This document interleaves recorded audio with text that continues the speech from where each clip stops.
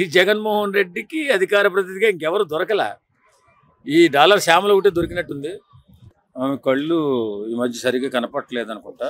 సలహాదారులు ఇచ్చినటువంటి సన్నాసి సలహాల వల్లే ఇవాళ సంకనాగిపోయాడు జగన్మోహన్ రెడ్డి.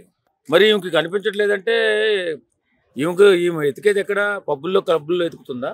ఆమె కళ్ళు ఈ మధ్య సరిగ్గా కనపట్లేదు అనుకుంటా. ఆయన అవసరం ఉన్నంత మేరకు పని చేసుకుంటున్నాడు. షూటింగ్ ఉంటే షూటింగ్కి వెళ్తున్నాడు. ఏదైనా ప్రభుత్వ కార్యక్రమాలు ఉంటే ప్రభుత్వ కార్యక్రమాలకు వెళ్తున్నాడు. అలాగే నిన్న మానాడు తమిళనాడు వెళ్ళారు. అక్కడ అందులో పాల్గొని కూడా ప్రసంగించారు. మొన్న మన నరేంద్ర మోడీ గారు వచ్చినప్పుడు నరేంద్ర మోడీ గారి దగ్గర ఉన్నారు.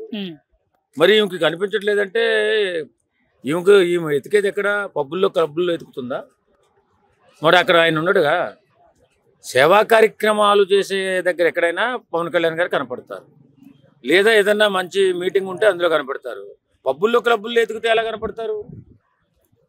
ఈ శ్యామల మాట్లాడే మాట నిజంగా సిగ్గు లేదా అసలు ఆమెకి? ఆమె అధికార ప్రతినిధి అంట.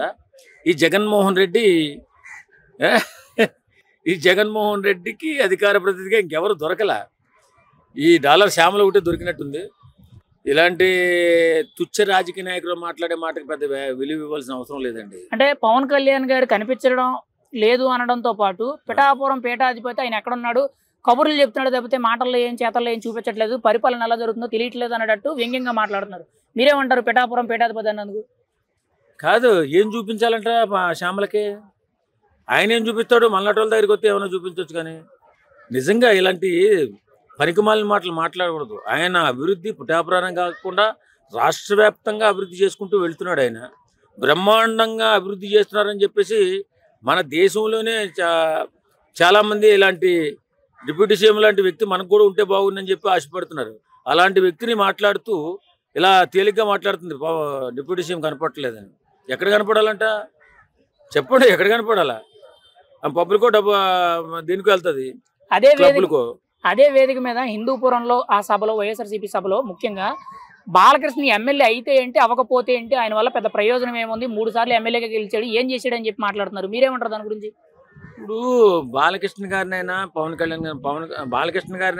కళ్యాణ్ గారిని అయినా ముందు 3 సార్లు గెలిస్తే ఏ చరిష్మా లేకుండా గెలిచేస్తాడా ఒక మనిషి 3 సార్లు?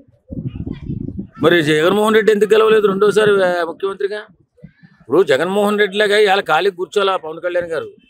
ఆయన Jaganmohan Reddy after all MLA. ఇప్పుడు ఈయన మంత్రి, ఉప ముఖ్యమంత్రి, ఇన్ని రకాల పదవులు ఉన్నాయి ఆయనకి.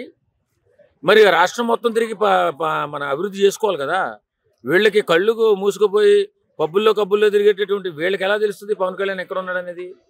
వారి అభిమానులకు తెలుస్తుంది, ఆంధ్ర రాష్ట్ర ప్రజలకు తెలుస్తుంది. వాళ్ళందరూ